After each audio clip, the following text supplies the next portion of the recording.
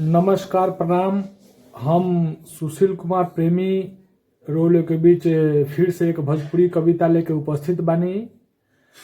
चलल नहाए रिबिलगंज से मरिया ऊ हवा ना गयल हुई। चलल नहाए रिबिलगंज से मरिया ऊ हवा ना गयल हुई। खोजी ये दरोगा जी कुंभे में नहाए आयल हुई। खोजी ये दरोगा जी कुंभे में नहाए आयल हुई। सुनिए दरोगा जी कुंभे में नहायल हुई। जवन कहेनी ओकरे उल्टा चले ले। पल भर में कुछू क्षण भर में रंग बदले ले। पल भर में कुछू क्षण भर में रंग बदले ले। एक दिन कहनी कि सुन रोटी दे तू बनाई। ऊ कहे का कहतारो सभे यहाँ लिट्टी बनता। हमहू लिट्टी दे हम बनाई। हमहू लिट्टी दे हम बनाई। तू खैल त का खैल।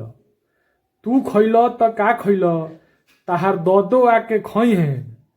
तू खैल त का खैल तहार ददो आके खई हैं। आज जब बनी तो लिट्टिए बनी। देख तनी रोटी के बनई हैं। देख तनी रोटी के बनई हैं। हम कहनी कि सभे घर ही नहाता। ऊ कहे कि हम गंगा नहाए हमरा के टोकता।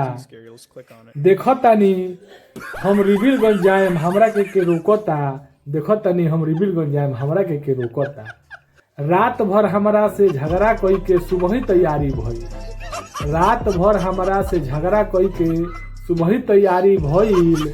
खूबे प्राते ए दरोगा जी एगो झोरी लेके बहरी गइल। एगो झोरी लेके बहरी गइल। मन से बड़ा साचा हियो अगर कुछ लेके दिही तो कहेले खराब। मन से बड़ा साचा हियो अगर कुछ लेके दिही तो कहेले खराब। कुछ कहला पर लागे जैसे हरदम पीले होखे शराब। कुछ अगर लोग कहे करे लागे हाला। लड़े जैसे ओकनी से थुथुन पर आरे भाला।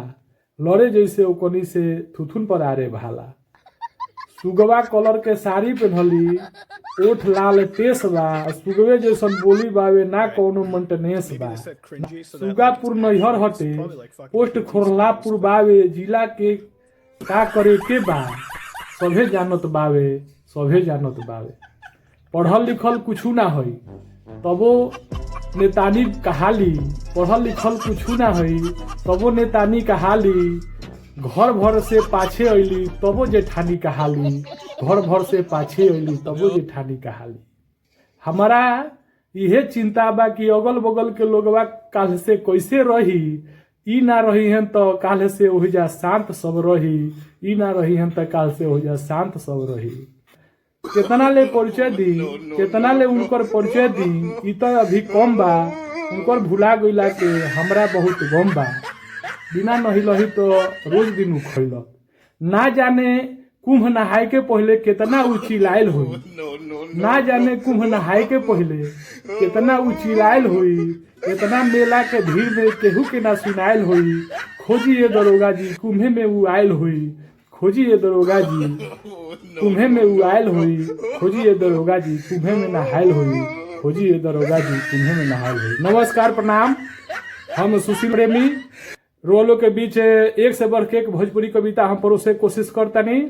आई जहां तक आशा बा हास्य कविता बा। एमे सीरियसली लगे कोनो जरूरत नहीं है। मजाक मजकिया टाइप की कविता डालल बा।